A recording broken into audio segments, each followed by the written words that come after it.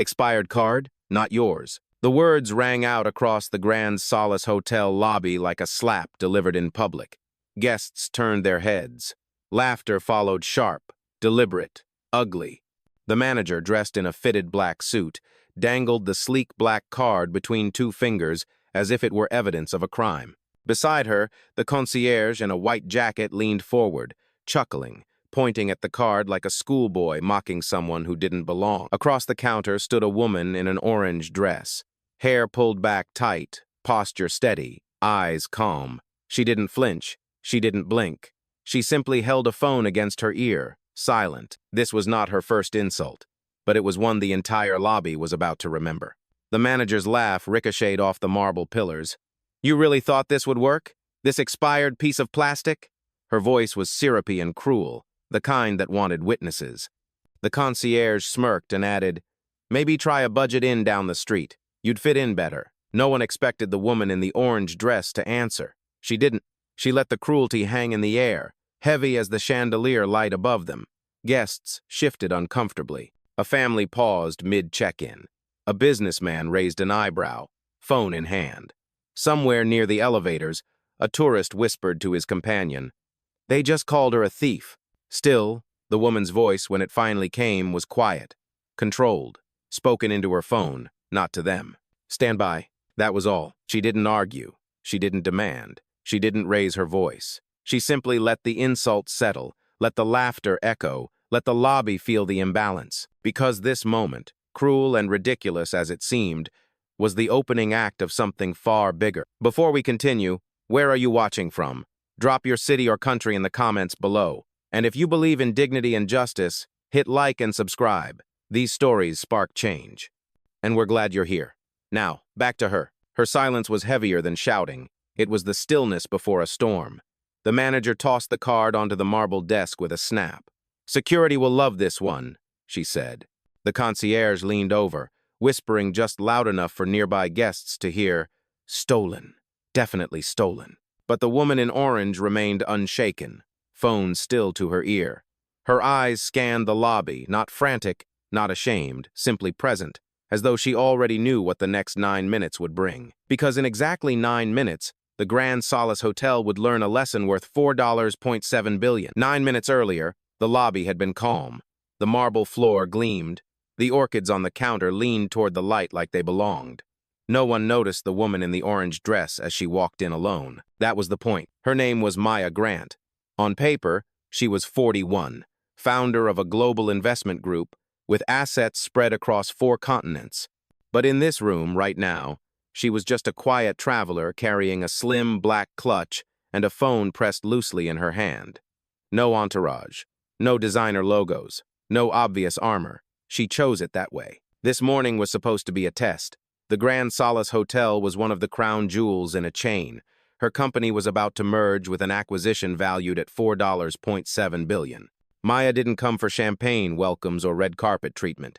She came to see the cracks, the truth that polished brochures never showed. The front desk should have been routine. Reservation under Grant, penthouse suite. Her voice was even professional. She slid her card across the counter with the kind of calm only decades of boardrooms had taught her. She expected a check-in. Instead, she got laughter. The manager's eyes narrowed the second she read the name. She didn't greet. She didn't smile. Instead, she tilted her chin and asked, "Are you sure you booked the right property?" Her tone wasn't confusion, it was suspicion. Behind her, the concierge crossed his arms, already shaking his head. Maya remembered moments like this before 25 years ago in Charlotte, standing in a hotel lobby in her Sunday best, told to leave because this area is for guests only. She remembered sitting in her car outside, watching other travelers walk past her into a place she had paid for but wasn't allowed to enter. That night, she decided she would never let silence be her only defense again. Now, years later, in the very industry she had conquered, the same script was playing again, different faces, same lines. The concierge leaned forward, voice low but audible to anyone within 5 feet. "This looks suspicious. People try these scams all the time." He pushed the card back across the marble, as if touching it too long might burn. Maya didn't argue.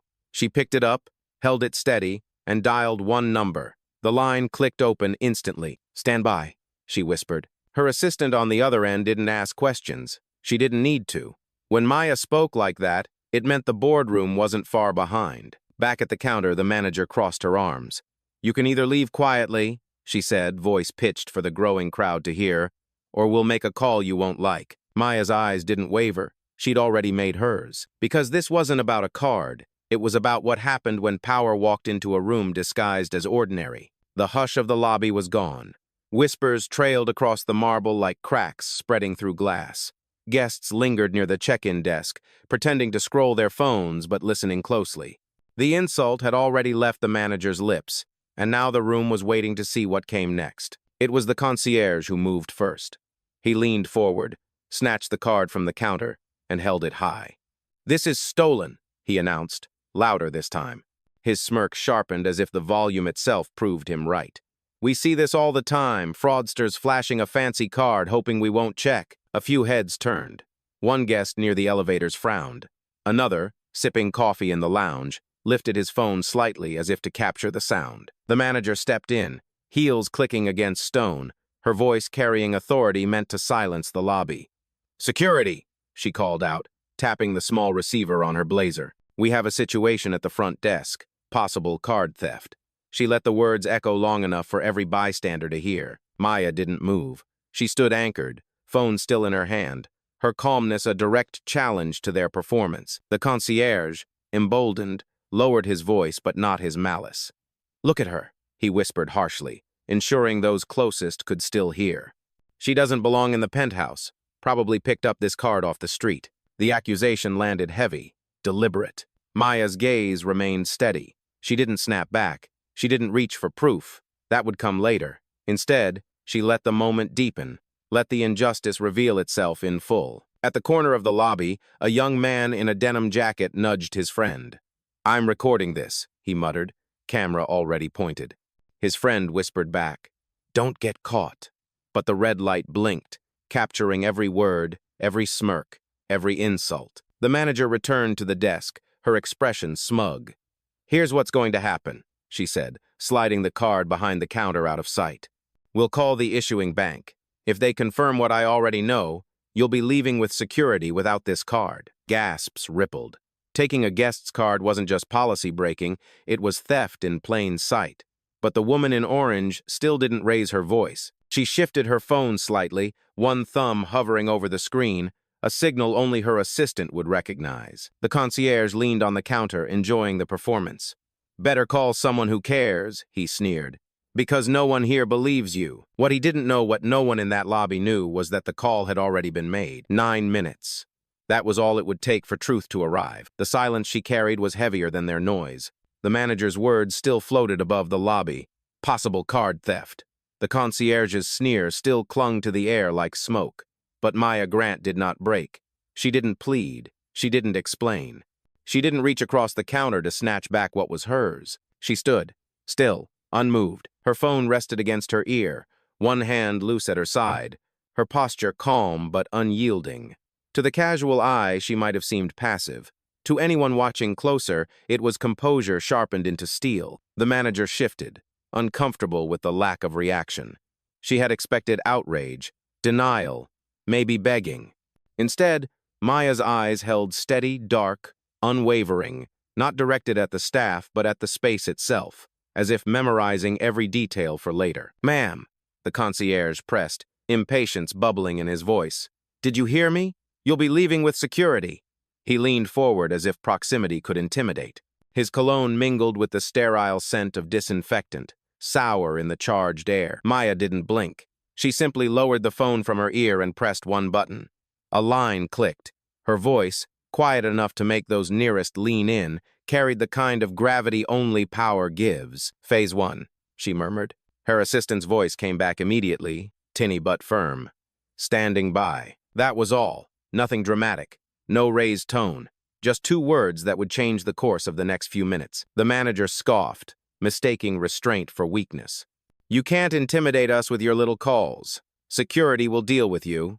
She turned, gesturing toward the hallway where a guard had begun walking in. Maya's breath stayed even, her heartbeat steady. She had been here before. At 26, sitting in a bank office, told her loan application was too risky. even with collateral triple the requirement.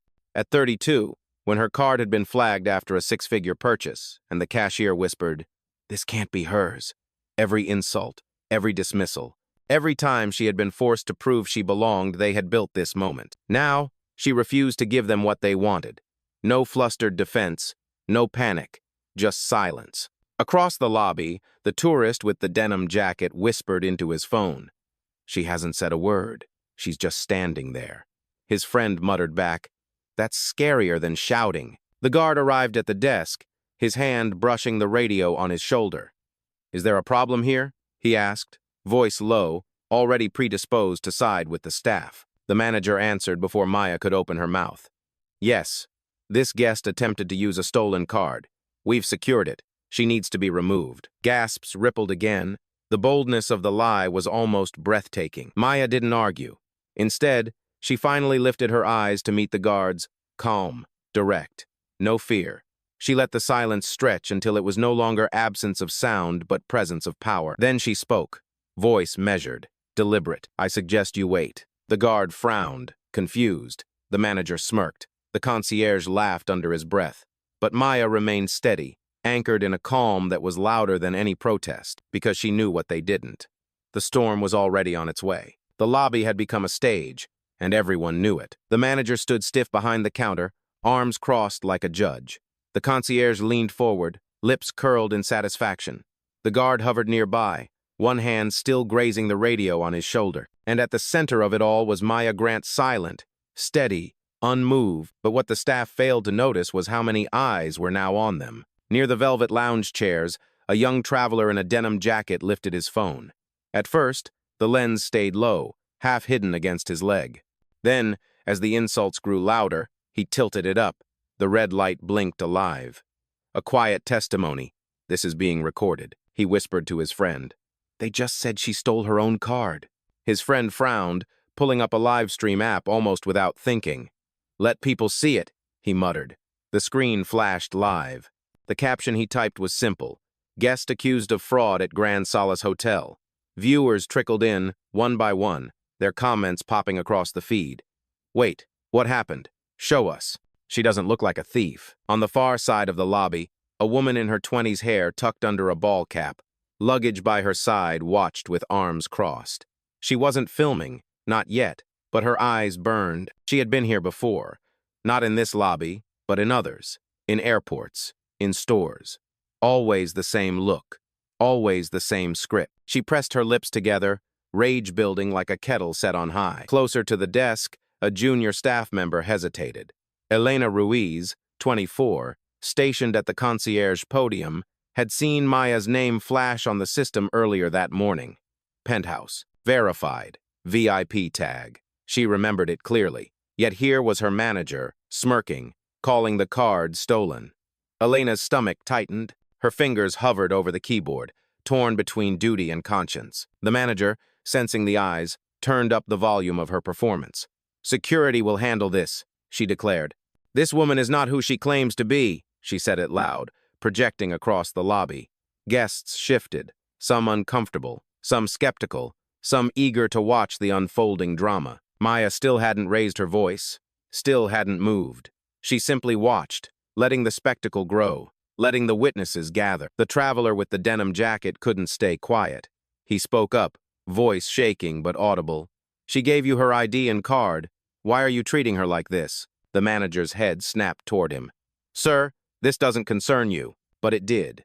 The camera caught everything: the manager's dismissive tone, the card tucked behind the desk, the guard waiting for instructions, and in the corner of the live stream, the viewer count ticked higher. Elena finally stepped closer, her voice low but clear enough for Maya to hear.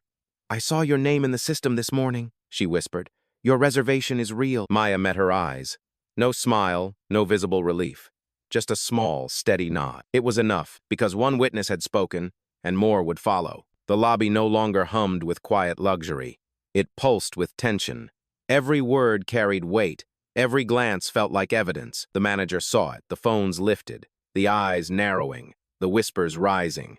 And instead of backing down, she doubled down. She stepped out from behind the counter, heels snapping against the marble, her voice slicing the air. "You don't belong here," she said directly to Maya. This property is for paying guests, not imposters. The words hit like a verdict. A few gasps broke out.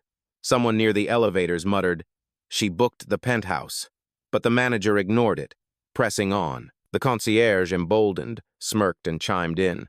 "Penthouse suite? Please. You couldn't even afford a standard room." He let the insult hang, savoring the sting. Maya's gaze didn't shift. Her breathing stayed calm, even as the words piled up like stones thrown at glass. Elena, the young staff member, clenched her fists. She wanted to speak again, to correct the lie, but the manager's glare pinned her in place. The guard, caught between roles, asked tentatively, "Do you want me to escort her out?" His voice was low, cautious, but the suggestion itself tightened the air. "Yes," the manager snapped. "Remove her before she causes more trouble." The accusation didn't stop there. She raised her chin and projected louder, making sure the entire lobby heard. "This woman is attempting fraud. She's using a stolen card, and she's disturbing our guests." Murmurs rippled across the room. Some guests shook their heads in disbelief. Others exchanged uneasy glances. The live stream's comments scrolled faster now. "They just called her a thief? Unreal." "Stand your ground, lady." The traveler in the denim jacket spoke again, louder this time, his phone capturing every second. "You can't just throw someone out because you don't believe they belong." The concierge shot him a glare. "Stay out of this, kid. You don't know the kind of scams people run." But the narrative was unraveling. Each insult, each false accusation wasn't cementing their authority, it was exposing it. Maya shifted slightly, just enough to lift the phone closer to her lips. Her voice was still soft, still even. "Phase 2, she whispered. Her assistant's reply was instant. "Logged and confirmed. All language captured." The manager didn't notice. She was too busy enjoying the sound of her own voice, mistaking the room's silence for support. "Look at her," she said, gesturing toward Maya like a prosecutor presenting evidence. "Dressed down, walking in with a fake card, refusing to comply. This is what deception looks like." But the guests weren't convinced. A mother clutching her daughter's hand whispered, "She hasn't done anything wrong." A businessman near the bar shook his head, muttering, "This is bad optics. Really bad." Elena finally spoke, her voice firmer now. "Her reservation is in the system." The manager spun on her. "One more word, and you're out of a job." But it was too late. The damage was done. Witnesses had heard. Cameras had recorded. And Maya, silent, steady, deliberate, was letting the hotel staff dig their own grave, one insult at a time. Because she knew the moment of reckoning was coming, and it was closer than they realized. The line had been crossed long ago, but now they shattered it completely. The manager reached behind the counter and pulled Maya's card out again, pinched between two fingers like evidence in a trial. Her lips curled into a smile that wasn't joy, but triumph. "This isn't yours," she declared, lifting it high so the lobby could see. "We'll hold it until the bank confirms, and if it's stolen," she paused, savoring the pause, "you'll be spending tonight somewhere far from this lobby." Gasps rippled through the room. A man in a navy suit near the bar muttered, "That's theft. They can't do that." But no one stopped her. The concierge laughed, a low snicker that carried. Maybe she picked it up off the sidewalk, thought she could play rich for a night. He set the card down on the marble, then dragged it toward himself with a single finger like he was claiming property. Maya didn't reach for it. She didn't flinch. She just let her hand rest lightly against the clutch at her side, her posture still as stone. The guard shifted uncomfortably. "Ma'am, are you sure you want to keep the card?" "That's unusual procedure," the manager snapped. "Do as I say, we're calling the bank." She tapped her earpiece again, projecting for the whole lobby. "Confirming fraudulent use of a black card." The words weren't just an accusation. They were an execution, designed to brand Maya guilty before anyone could ask questions. The young traveler with the denim jacket lifted his phone higher, no longer hiding it. His voice broke, loud enough for all to hear. "She handed you ID and payment, and you stole her card in front of us." The manager's smile widened, ignoring him. "Sir, step back, or you'll be removed too." Elena's chest tightened. She knew the truth, the reservation was real. The system flagged VIP, but fear gripped her throat. Still, her whisper found its way out, aimed at Maya. "Don't let them do this." Maya turned her head slightly, her expression calm, unreadable. Then, into her phone, she spoke 3 words. "Activate protocol escalation." Her assistant's voice came through crisp and certain. "Confirmed. Documenting live. Transmission running. The manager didn't hear it. She was too busy gloating, card still in hand, convinced she had control. But what she held wasn't proof. It was the very rope that would tighten around her own career, and the countdown had already begun. The manager thought she was winning. Card in hand, crowd under her voice, security at her side. But the silence she mistook for surrender was only the pause before impact. Maya finally raised the phone closer to her lips. This time she didn't whisper. Her voice was calm but resonant enough to carry across the marble hall. Terminate the Horizon Solace merger, effective immediately. The words dropped like iron. On the other end, her assistant's reply was crisp. Confirmed, Miss Grant. $4.7 billion deal frozen. Notifying the board now. For a moment, the lobby itself seemed to exhale. Guests blinked. The guard froze mid-step. Elena's eyes widened. Her suspicion confirmed this was no ordinary guest. The manager blinked, then laughed. A brittle sound. Oh, please. Empty threats. You think a phone call scares me? She tossed the card onto the counter as if daring Maya to pick it up. You don't have the power to touch this hotel. But the live stream captured every word, every sneer, every flicker of arrogance. And viewers watching in real time began flooding the feed. Wait, did she say $4.7 billion? This is bigger than it looks. She's not bluffing. Maya didn't look at the cameras. She didn't need to. Her eyes stayed locked on the manager, unwavering. You just lost more than a card, she said quietly. You lost your future. The concierge scoffed, shaking his head. She's delusional. Call the cops already. But his voice cracked slightly, betraying unease. Elena finally spoke louder, breaking the script. Her reservation is in the system. Penthouse suite. Executive clearance. The manager spun, fury flashing. You're finished, she hissed. But it was already too late. Witnesses had heard. Phones had recorded. And Maya, calm, deliberate, immovable, had shifted the balance in a single command. The guard stepped back, uncertainty written all over his face. He glanced from the card on the counter to the woman who hadn't raised her voice once. What merger? He asked, more to himself than anyone else. Maya answered without hesitation. The one that would have owned your job, and now it doesn't exist. The weight of her words sank in, settling over the lobby like thunder that hadn't yet broken. The countdown had ended. The reckoning had begun. The laughter died quickly, not because the manager willed it, but because Maya's words refused to leave the air. Terminate the merger. They hung like storm clouds, undeniable. The manager tried to recover, arms crossed, voice dripping with disdain. Stop pretending! You're no one! Just another fraud trying to play dress-up! Maya finally stepped forward, slow and measured, her heels echoing against the marble like a gavel in an empty court. She placed both hands lightly on the counter and looked directly into the manager's eyes. My name, she said evenly, is Maya Grant, CEO of Grant Global, owner of the Horizon Group, the company negotiating to buy this entire chain for $4.7 billion. Silence detonated. The concierge's smirk vanished. The guard's hand fell away from his radio. Guests shifted, whispering, did she say CEO? Wait, the merger? Is this real? The live stream exploded. Comments scrolled so fast they blurred. I knew it. She's the buyer. Manager just buried herself. $4.7 billion rupees deal gone in one sentence. Maya didn't smile. She didn't need to. Her face was calm, controlled, as if she had delivered this truth 1,000 times before. You didn't just insult a guest, she continued, her voice sharp but steady. You insulted the woman holding the pen to your future, and with one call, I ended it. Elena stepped forward, courage finally rising. She's telling the truth. I saw the reservation myself.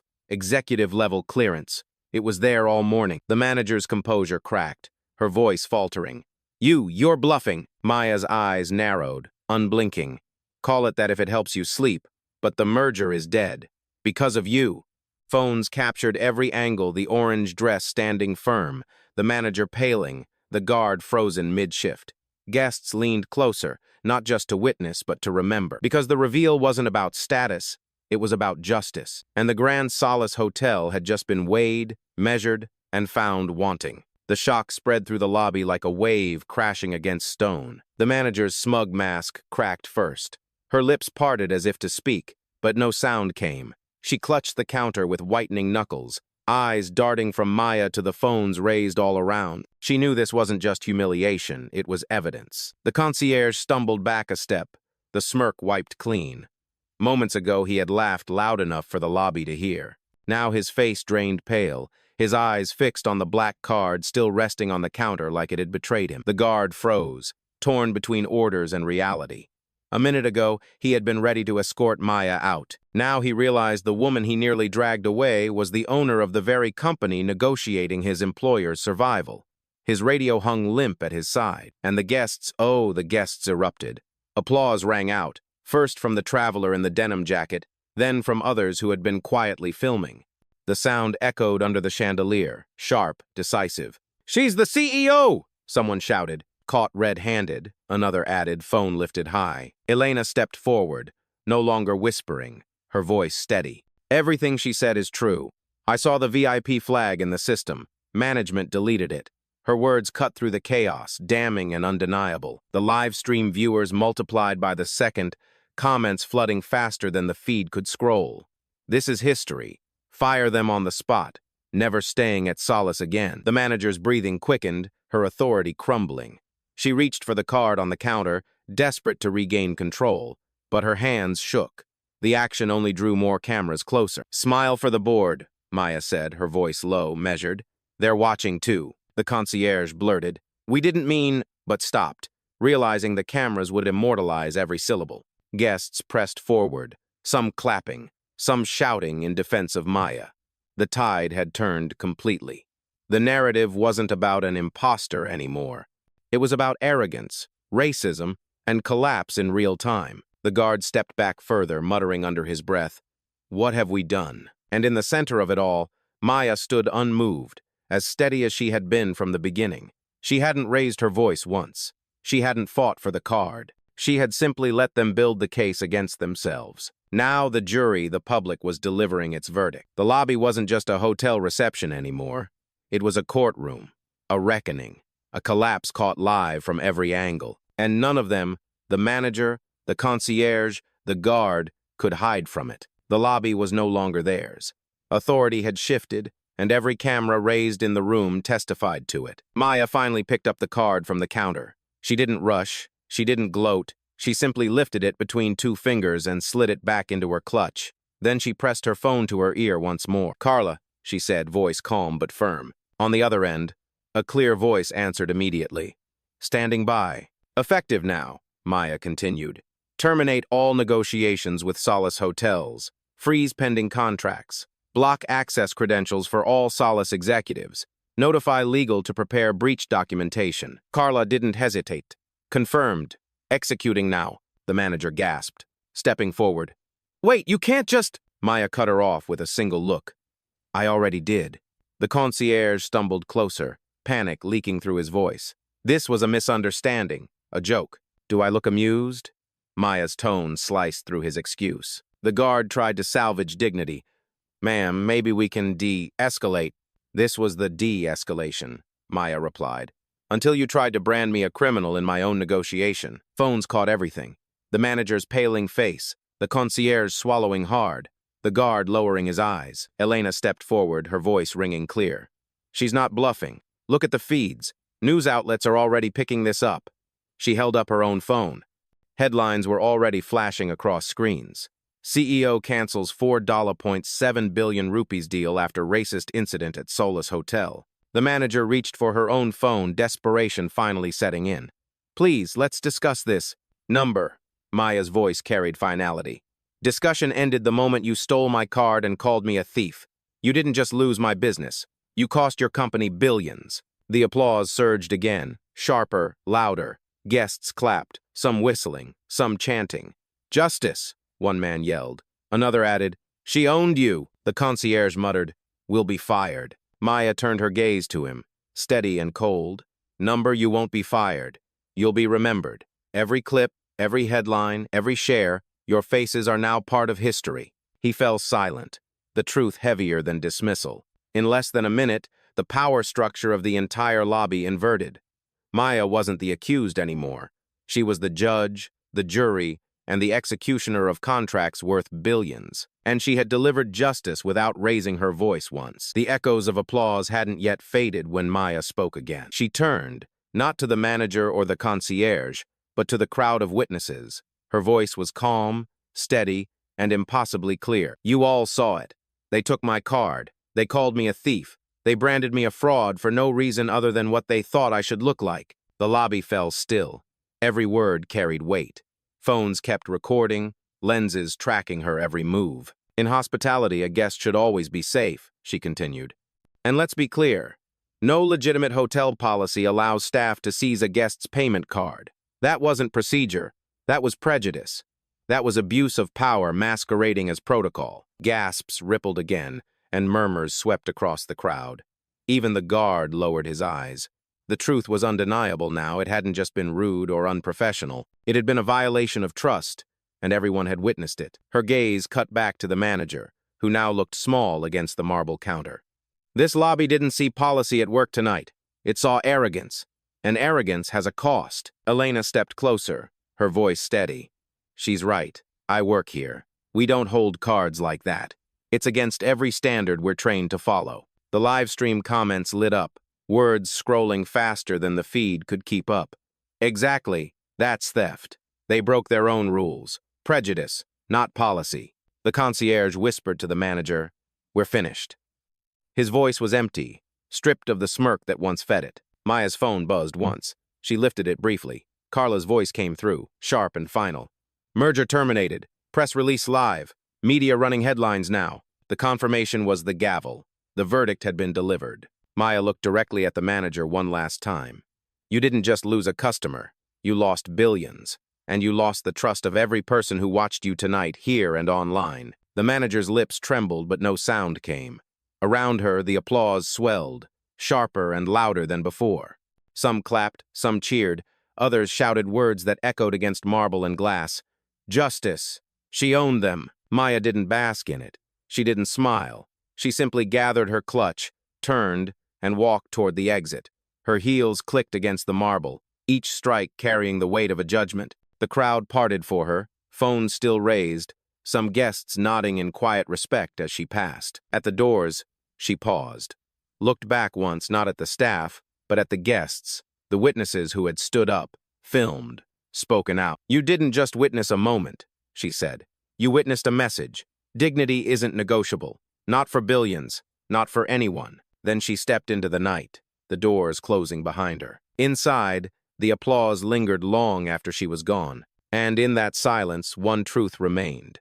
Maya Grant had not raised her voice once, but she had still silenced them all.